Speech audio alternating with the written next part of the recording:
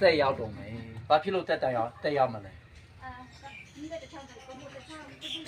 ဖျားသခင်ရဲ့အမျက်တော်လူသားတိုင်းအပေါ်မှာတက်ရောက်တော့မယ်ဘာဖြစ်လို့လဲ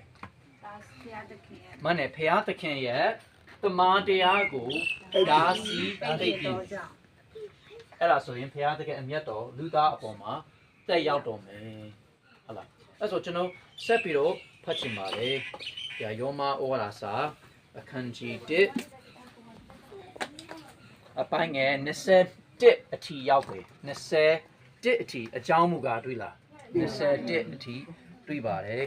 အကြောင်းမူကားလူတို့သည်ဖျားသခင်ကိုသိလျက်ပင်ဖျားဖြစ်ဘုံတော်ကိုချီးမွမ်းမှကျေးဇူးမတင်ကြမီသူတို့ပြောင်းချင်းလာ